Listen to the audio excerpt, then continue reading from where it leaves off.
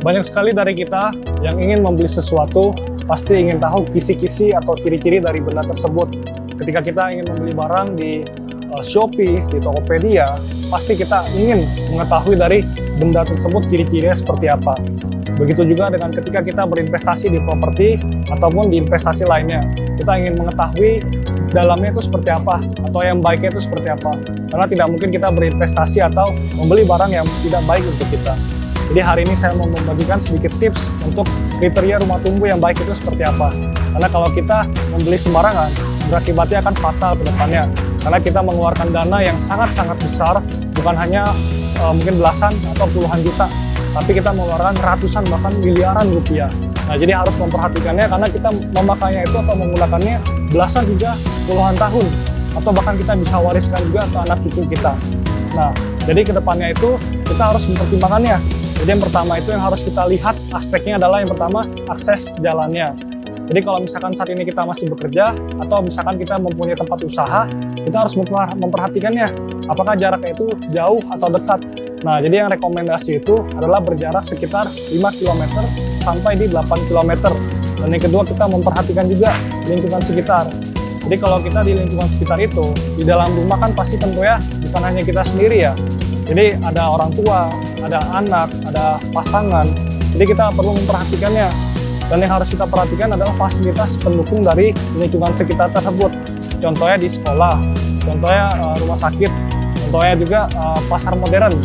Jadi kita harus memperhatikan. Nah, jadi dengan kita memperhatikan itu, siklus kehidupan dari rumah ini pun akan terjalin dengan sangat baik. Kenapa? Karena aksesnya dekat. Yang kedua, kita bisa menggunakan waktu dengan secara efisien. Jadi kita tidak perlu menggunakan waktu kita misalkan 1 sampai 1,5 jam untuk berangkat ke kantor, atau misalkan kita menggunakan waktu kita 2 jam untuk pergi ke rumah sakit. Nah, itu kita harus mengurangi yang hal-hal seperti itu. Nah, jadi baiknya kita perlu memperhatikan akses tersebut.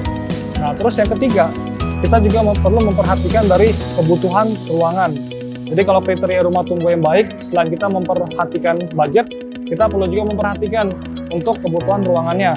Kira-kira kalau posisi keluarga saya saat ini, misalkan saya mempunyai 2 orang anak atau 3 orang anak, berapa kamar yang harus saya bangun atau berapa kamar yang harus saya sediakan.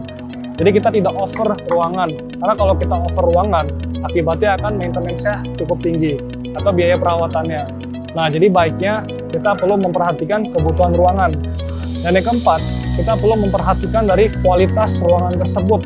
Apakah nanti akan mendapatkan cahaya sinar matahari, apakah mendapatkan kualitas udara yang baik. Nah, itu kita perlu memperhatikannya juga. Apalagi kalau misalkan dalam rumah tersebut yang tinggal bukan kita sendiri. Ada anak, ada keluarga, ada orang tua, ada pasangan, atau mungkin ketika kita sedang hari raya, orang-orang keluarga kita, keluarga besar juga akan datang. Nah, itu yang harus kita perhatikan. Teman-teman, jangan sampai ketinggalan untuk mendapatkan video-video selanjutnya berupa edukasi tentang properti yang pasti akan memberikan manfaat yang begitu banyak untuk teman-teman.